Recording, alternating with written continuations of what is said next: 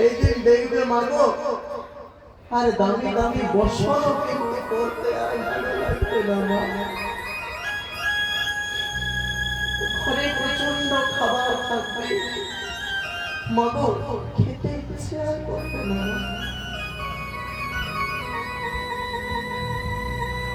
শুধু কি মনে হবে জানি না,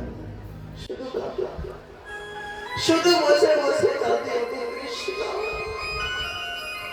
কোথায় কৃষ্ণ, কোথায় কৃষ্ণ, আমি কোথায় গেলে আর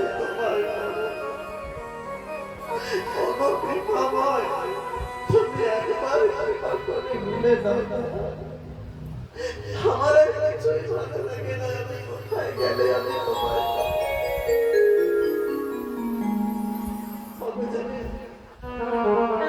সেদিন সবই থাকবে কৃষ্ণ ছাড়া পৃথিবীটাই বৃথা মনে হবে। সবাই এসে বলবে বাবা তোমার কি হয়েছে, মা তোমার কি হয়েছে। শুধু মনে হবে বাবা রে, যদি পারিস তো কৃপা করে আমাদের রোজের পথ কি একবার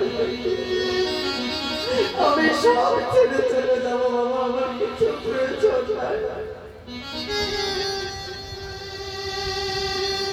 সেদিন সকল ছেড়ে মনে হবে, সব কিছু পরিত্যাগ করে মনে হবে আমার রাধারানী। সেদিন মার শেখাতে হবে না কিছু, কারণ যে গুরুর দ্বারা সঠিক জ্ঞান লব্ধ হয়, সে জ্ঞানের দ্বারা জীবের অন্তরে ভক্তি, বৈরাগ্য হয়, বিবেক হয় এবং সকল কামনা বাসনা লোভ লালসা সকল কিছু ত্যাগ হয়ে যায় না। সেদিন আর আমার মতো এই মোটা মোটা মালার তিলকে সাজতে হবে না যে আমি বৈরাগ্য নিয়েছি, না, সেদিন বৈরাগ্য আমার উপরে আর দেখা যাবে না, সেদিন এই বৈরাগ্য আমার হৃদয়ে দেখা যাবে। সেদিন এই বৈরাগ্য আমার হৃদয় হইতে সবাই দেখতে পাবে। এটি হলে জানবে বাবা আসল ত্যাগ, তবেই জানবে আমার ভাগবত শোনা সার্থক হয়েছে। কত কত মানুষ আসে, কত কত মানুষ ভাগবত শুনিয়ে চলে যায়। যদি জীবনে কিছু নামাতে না পারো, মাগো যদি অনুসরণ না করতে পারো, মাগো মুক্তি কোথায়? বলুন মা, বলুন মুক্তি কোথায়? এই ভক্তির পদতলে সেবিত দাসী হচ্ছে মুক্তি।